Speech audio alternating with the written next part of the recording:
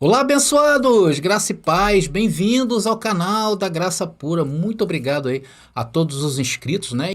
Se inscreva hoje mesmo, toca aí o sininho para que o YouTube te avise, já deixa o seu like porque você sabe que vem coisas boas por aí. Comentem à vontade, compartilhem aí se vocês amarem a mensagem para aqueles que vocês acham que mereçam, né? Estão preparados, abençoados? Vamos para a mensagem? Rápido, né?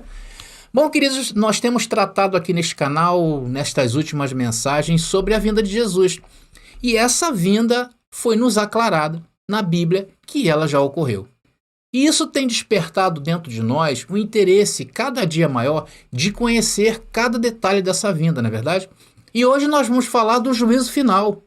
E a ideia é mostrar que esse juízo já aconteceu, desmentindo os adoradores do mal, os adoradores do caos, que são aqueles que sustentam a doutrina futurista sobre o fim do mundo e o fim de todas as coisas. É por isso que eu sempre falo, vem para a graça que eu te explico. Agora é a hora da palavra. Bom, meus amados irmãos, hoje a nossa mensagem ela vai estar baseada em Mateus capítulo 25, que vai do verso 31 ao 46, tá? Depois vocês leiam, se vocês já tiverem com a Bíblia, deixem ela aberta que eu vou fazer algumas referências aí desses 15 versículos, né? 15, né? 15 versículos aí. É isso mesmo? É isso mesmo, 15 versículos. Então, aqui mostra o segmento cronológico que nós estamos vendo no capítulo 25, né? E o seu contexto, o contexto de tudo que Jesus está falando aí é capítulo 23, 24 e agora o capítulo 25. Quando Jesus anuncia o juízo a Israel. E quando Jesus anuncia todas essas coisas, Jesus nunca teve em mente um juízo de forma global. Até porque a lei de Moisés, queridos, não foi escrito para o mundo global, não foi. Foi escrita para Israel e não para o mundo. Porque o que se trata a vinda de Cristo? A saída do tempo mosaico e a entrada no mundo de novos céus e nova terra, conhecido como a graça eterna. Então, quando nós olhamos para as mensagens escatológicas do sermão de Cristo, nós temos que ter esse pensamento em mente, tá bom? Então, o juízo final foi para Israel e os primeiros cristãos daquele período, que viveram ali também. Para os judeus seria necessário arrependimento e para os gentios a reconciliação. Então, Jesus morre na cruz, ressuscita e promete voltar para dar entrada em novos céus e nova terra. Então, o período em que Jesus ressuscitou até o ano 70, esse período, que foi a derrubada do templo, tá bom? Nós dizemos que esse período foi o período transitório entre lei e graça, ou seja, os dois pactos ainda estavam vigentes naqueles dias. Então Jesus preparou os seus discípulos para irem anunciar a entrada do reino de Deus no mundo, que seriam os discípulos de Jesus foram judeus, para que pregasse tudo isso, o arrependimento. E Jesus mais tarde levanta o apóstolo Paulo para ir aos gentios. E que agora faziam parte dessa nova legislação, né, de Deus, que permaneceria após a queda do templo, até os dias de hoje. E tudo que Jesus disse nos capítulos 23, 24 e 25 de Mateus estava relacionado a um acontecimento que era a queda do templo, que ocorreu no ano 70 depois de Cristo. Tudo que você lê referente à escatologia bíblica, que foi um acontecimento local, nada pode atravessar o ano 70, porque então Jesus falhou. Então, no primeiro século, se findou a era mosaica e entrou em cena o reino de Deus, a graça eterna. Essa é a única e verdadeira escatologia bíblica. Agora, o que ensinam por aí, o que hoje o cristianismo tradicional, o sistema religioso ensina, é algo totalmente fora do contexto. É por isso que, ao verem um acontecimento a nível mundial, eles vêm a público dizer que a vinda de Jesus está perto, né? Já viu? E sempre erram, e sempre vão errar. Então, isso que eu estou falando, eu vou trazer para vocês entendimento, é o juízo final do contexto bíblico, e ele já ocorreu. Se vocês lerem os textos aí em questão nesta mensagem, que é Mateus capítulo 25, a partir do verso 31 até o 46, não é outro contexto. Jesus está falando da narrativa que ele trouxe nos capítulos 23 e 24. Atenção, não existem divisões escatológica bíblica, e muito menos no discurso de Jesus, como muitos afirmam, tá? O contexto de Jesus sempre foi claro para aquela geração. Por que eu estou falando isso? Porque vários vários teólogos, estudantes aí, eles dividiram as falas de Jesus, falando, determinando, isso aqui foi para aquele tempo, aquele ali foi para aquele tempo, agora isso aqui é para o futuro. Não, isso não existe, porque tudo está no contexto da geração de Jesus. Quando Jesus se referiu ao fim, aos últimos dias, ou tempo, ele se referia ao fim da era mosaica, já profetizada por vários profetas, todo o Antigo Testamento. E a lei sendo removida do mundo, atenção no que eu vou falar, e a lei sendo removida do mundo, possibilitou a entrada dos gentios nos planos de Deus. Agora vamos ler no capítulo 13, que traça um paralelo com Mateus capítulo 25, que nós estamos abordando aqui nesse tema, tá? Então vamos abordar Mateus capítulo 13, versículo 40. Lembrando que o contexto do que Jesus vai falar está dentro dos capítulos 23, 24 e 25. Não podemos sair desse contexto. Vamos então ler agora Mateus capítulo 13, versículo 40. Eu estou usando aqui a versão do Novo Testamento da Textus Receptus, tá bom? E diz, assim como o joio é ajuntado e jogado no fogo, assim é na consumação desta era. Olha aí. Abençoado, algumas versões trazem que é o fim do mundo, não é verdade? Algumas versões aí que eu sei que fala que essa palavra era, eles falam fim dos tempos ou fim do mundo, né? Então essa versão, a Textus Receptus, ela é muito interessante. Ela não diz ali fim do mundo. Ela não diz. Ela diz o fim de uma era. Então ela é bem mais fiel ao original, sim ou não? Porque a palavra grega usada ali é aion. Aquilo que vocês estão vendo lá, o grego, é aion. E sabe o que quer dizer aion? Quer dizer um espaço de tempo, uma era. É um mundo com um tempo limitado a uma porção e não no infinito, tá? E se Jesus aponta para o templo e diz que ele cairia, esse é o fim desse período. Estamos entendidos, abençoados? É por isso que nós, ao pensar na escatologia bíblica, quando Jesus vai vir, não podemos tirar ele desse contexto. Amados, eu sempre pergunto a vocês, nessas mensagens que eu faço, né, se eu quisesse te enganar, eu apresentaria contexto? Eu apresentaria para você o original grego? Claro que não. Então eu estou te mostrando o texto como é. Agora, o que você vai fazer com essas informações é um problema seu, é um problema de cada um. Tá bom? Que fique bem claro, eu estou passando ensinamentos bíblicos, tá? Vamos agora a Mateus, aí continuando Mateus capítulo 13, tá? Vamos ler agora do versículo 41 ao 43. Notem que passagem interessante que Jesus fala aqui, tá ali. O Filho do Homem enviará os seus anjos, e eles tirarão do seu reino todos os escândalos e os que praticam a iniquidade, e lançá-los na fornalha ardente, onde há choro e ranger de dentes. Então os justos brilharão como o sol no reino de seu Pai.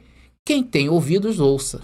Para ouvir, que tem ouvidos, para ouvir, né? No caso ali, ouça, né?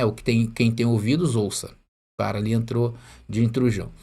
Então veja que interessante essa passagem. Ela está toda dentro do contexto da vinda de Jesus e que seria retirado do mundo. A lei que dava força ao pecado foi retirada. E ali Deus estabeleceria a sua aliança eterna com seus filhos, com a sua igreja. E que fim é esse que Jesus está predizendo? O fim do mundo, como afirma o sistema religioso? Ou fim de uma era, o fim de um período? É claro que é um fim de um período, né? E que evento no mundo visível seria esse que Jesus vai informar lá no capítulo 24, no versículo 2, que seria o quê? A queda do templo. Então, amados, pega agora esse contexto bíblico que estamos aprendendo, tá? Tenta encaixar ele no futurismo, para os dias de hoje. Tenta encaixar tudo isso aí. A lei mosaica, o fim de um período, a entrada de novos céus e nova terra. Tenta encaixar nos dias de hoje. Então não dá, não tem como. Porque a vinda de Jesus está intimamente ligada àquela época. Por causa do pacto da lei, queridos. É por causa disso. E se Jesus ainda vai vir, na realidade não estamos em graça. A lei ainda está de pé. E se a lei está de pé, nós, gentios, que não somos judeus, nem muito menos israelitas, estamos fora da aliança. Isso que eu estou trazendo para você é Bíblia, não é história da carochinha. Simplesmente isso. Se Jesus ainda vai vir, a graça não existe. E, amados, o que é incrível é esse paralelo dessas duas passagens. Aqui lemos agora em Mateus capítulo 13, como aquela que estamos abordando, que é capítulo 25 de Mateus.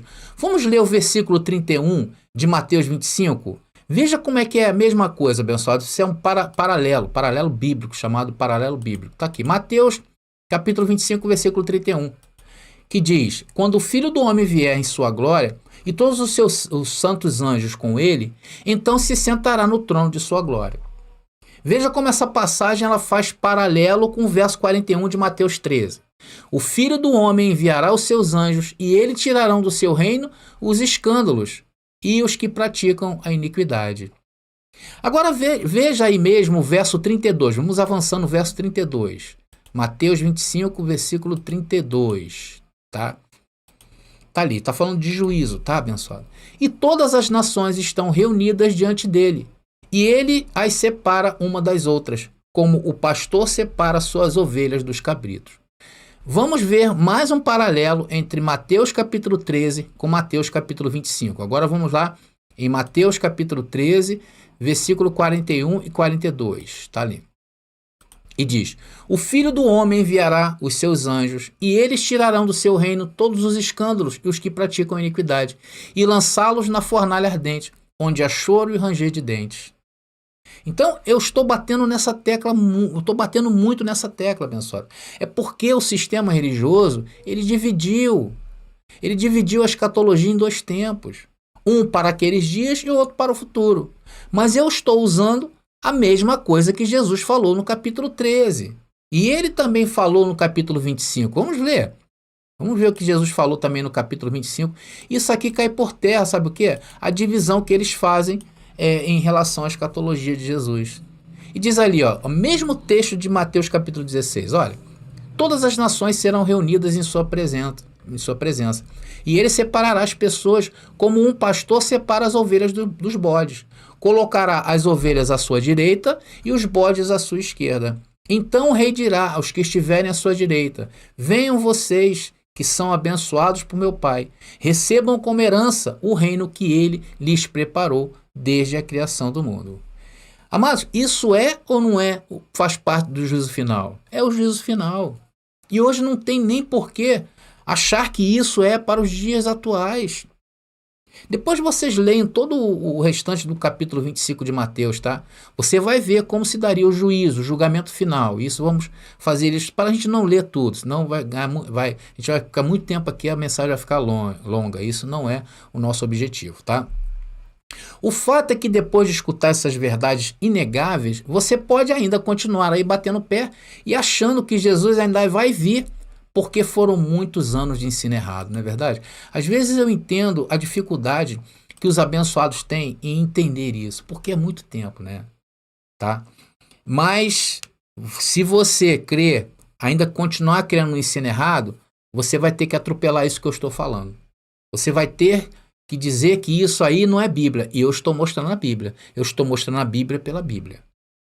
Mas vamos prosseguindo, porque o assunto central da vinda de Jesus bate em dois aspectos, tá? Que seria para aquela geração, para aquela era, e o fato marcante foi a queda do templo. Abençoados, vocês têm que gravar isso, tá? Então ela tem dois aspectos, que seria para aquela geração, para aquela era, e o fato marcante foi a queda do templo. E isso está narrado em todo o Novo Testamento e principalmente em Apocalipse. E lembrando mais uma vez que esse livro de Apocalipse foi escrito entre os anos 64 e 68 depois de Cristo. Não deixem o sistema enganar vocês, tá bom? Inclusive eu tenho uma mensagem aqui nesse canal onde eu só tratei da datação de Apocalipse.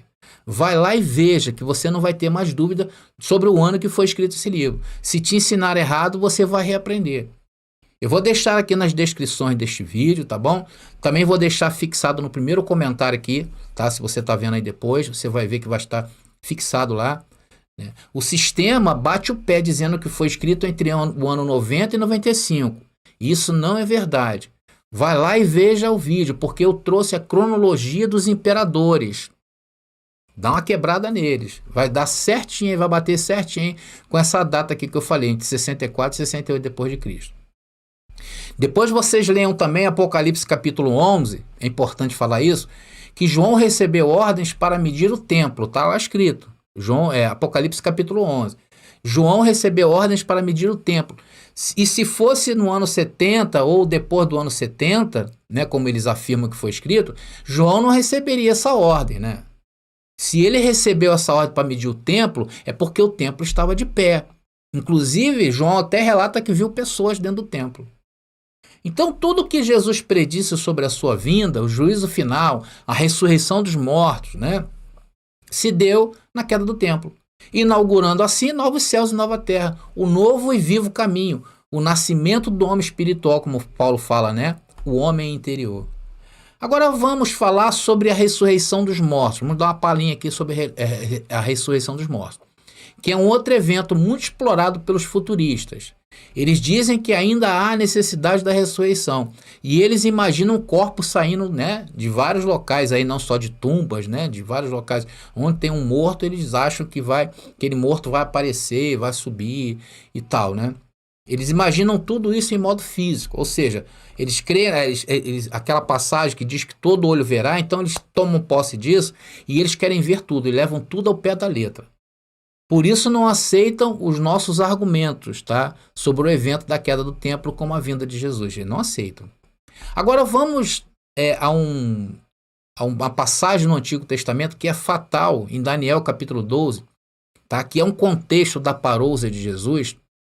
E não adianta aí os abençoados do sistema fazer beicinho, porque eu estou mostrando Bíblia.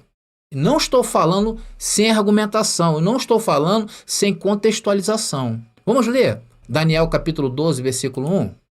Vamos lá, vamos começar lendo. Diz lá o texto: nessa época, Miguel, o grande príncipe que guarda o seu povo, se levantará.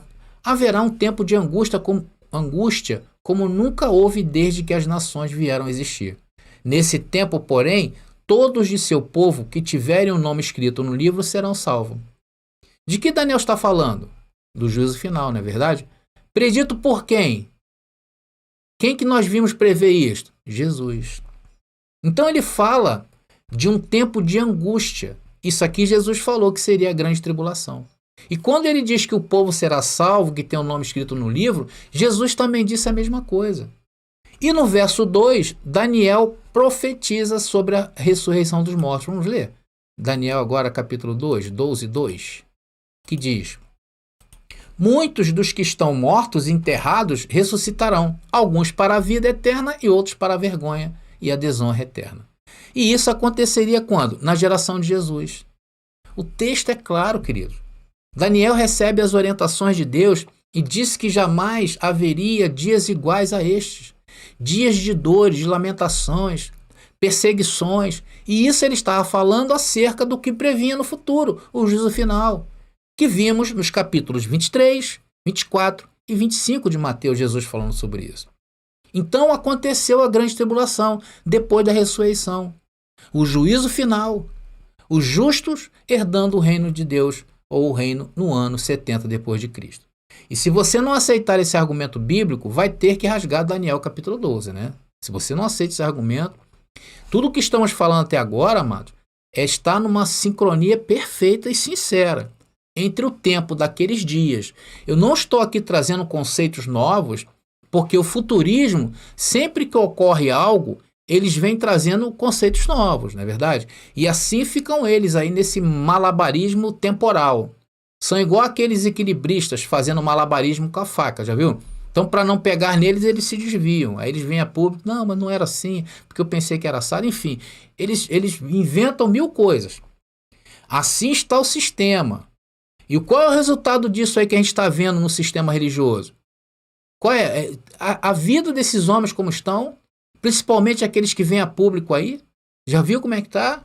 Estão de mal a pior. Agora eles não são mais ministros de Deus. Quer dizer, nunca foram, né? Mas eles se achavam ministros de Deus. Agora eles apoiam outras causas, menos a bíblica. E hoje eles estão aí, só brigando por causas políticas, se travestiram mesmo de cabos eleitorais na cara dura. E claro, cada um ali está defendendo o seu quinhão. Vocês acham que eles estão ligando para a escatologia bíblica, igual eu estou passando aqui para vocês? Hoje não se fala nem mais nisso dentro das igrejas. Se falar isso aí, as pessoas saem fora. Eles mesmos se cansaram de esperar. E a bem da verdade, eles nem querem mesmo que Jesus venha, porque vai estragar o prazer dos mundanos. Eles estão desfrutando do melhor dessa terra. Vocês acham que eles querem que Jesus venha? Veja aí, muitos têm jatinhos, têm iates, jet ski. Estão aí, abençoado. E você aí sendo enganado por eles. A verdade é que Jesus já veio no ano 70 depois de Cristo. E isso que pregamos é uma chave para a sua vida. Essa notícia vai mudar a sua vida, a sua perspectiva de vida.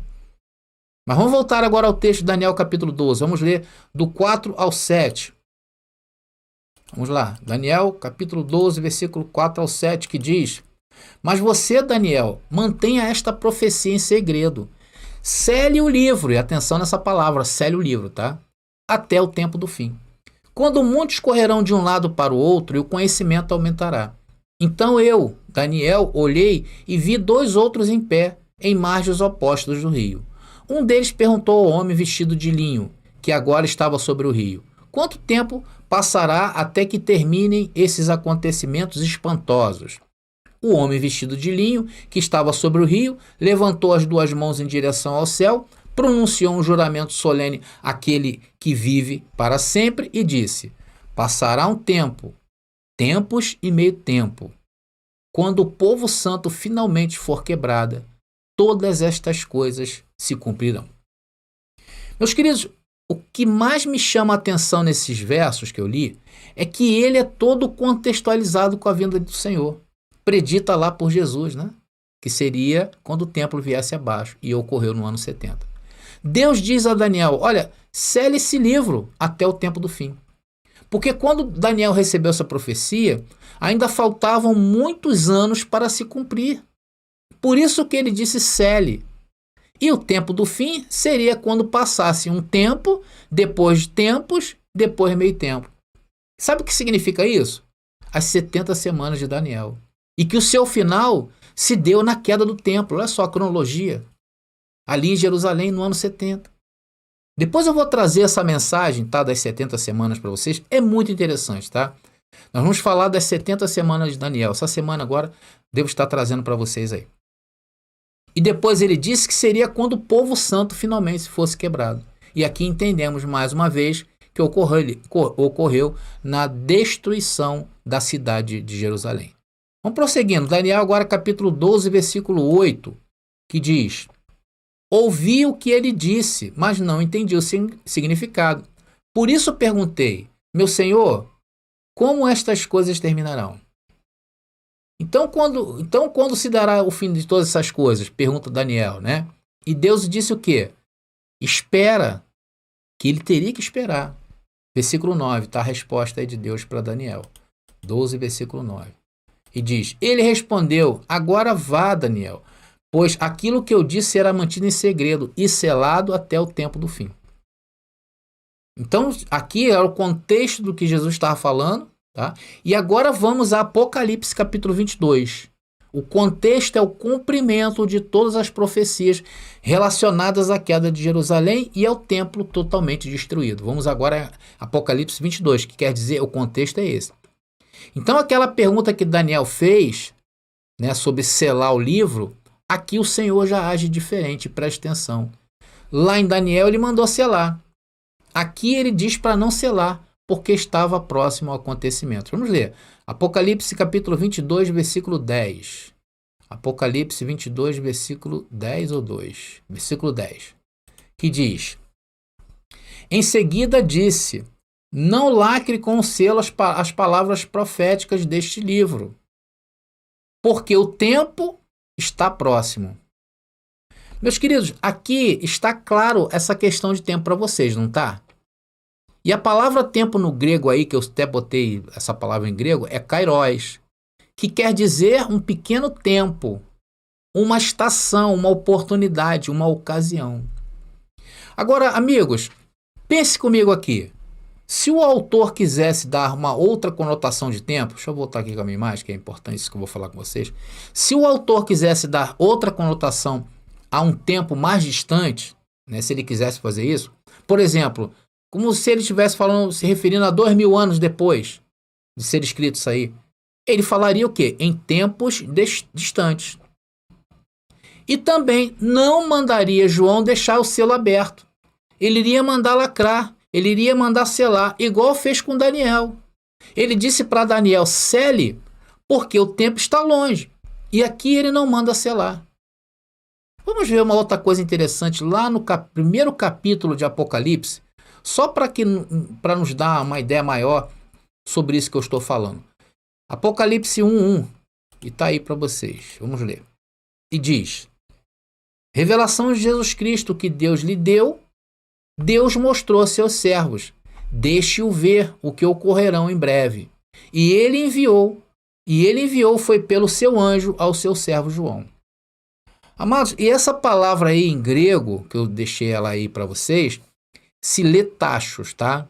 E ela é usada quando quer dizer rapidez, velocidade, apressadamente, imediatamente. E mais uma vez eu quero que vocês raciocinem comigo aqui. Se o autor quisesse dar uma outra conotação de tempo, ou seja, um tempo mais longo, ele daria, não é verdade? Por quê? Porque existem outras palavras em grego que definem essa palavra, uma palavra mais longe. E isso ajudaria muito, até mesmo a nós aqui hoje, entender isso. Se você, para os dias de hoje, né, a própria linguagem utilizada não seria de simbolismo judaico, ou seja, se Apocalipse fosse escrito para os dias de hoje, ele não usaria tantas figuras de linguagem, simbolismo, que era do tempo judaico daquela época. Ele usaria outras figuras de linguagem para que nós pudéssemos entender hoje. Se o Apocalipse é um alerta para a salvação, como os futuristas pregam, que é para a igreja de hoje vigiar, como entender então o livro de Apocalipse nos dias de hoje? Se cada denominação tem a sua própria interpretação. Então fica difícil até mesmo contextualizar Apocalipse com os dias atuais, por causa das inúmeras interpretações que eles dão a um livro que deveria estar claro como um dia. Porque se trata de um alerta. Concorda comigo? Como é que você vai esconder um alerta? Então você não quer ser alertado? É por isso que o contexto das figuras simbólicas que está descrita no livro de Apocalipse, ela foi dada para aquele povo, não para os dias de hoje.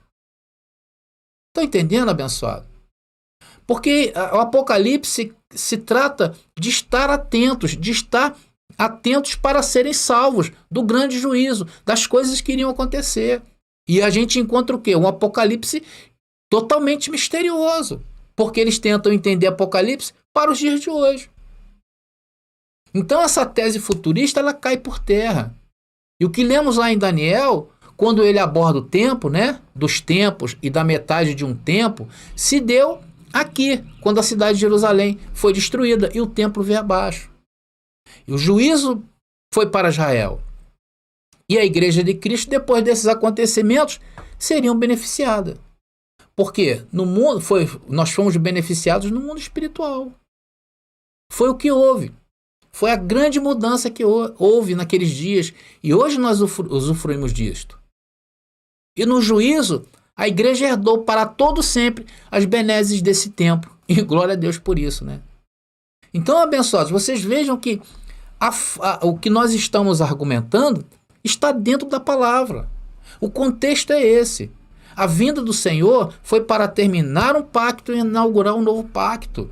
Essa é a única explicação bíblica que nós temos. Nós não podemos fugir daqui. Se nós fizermos isto, vamos cair no erro do sistema religioso e ficar procurando acontecimentos totalmente fora do contexto. Estamos entendidos? Estamos então chegando ao fim de mais uma gloriosa mensagem em que o intuito aqui foi trazer o contexto bíblico pelo contexto bíblico. E eu aqui não me debrucei em fatos fora da Bíblia. Eu só usei ela. Fui franco e claro com vocês. Tá bom? Então eu vou ficando por aqui, queridos. graça e paz aí. E até a próxima mensagem. Graça e paz. Já está disponível o livro As Doutrinas do Inferno e Suas Manipulações Dentro das Igrejas. Adquira hoje mesmo.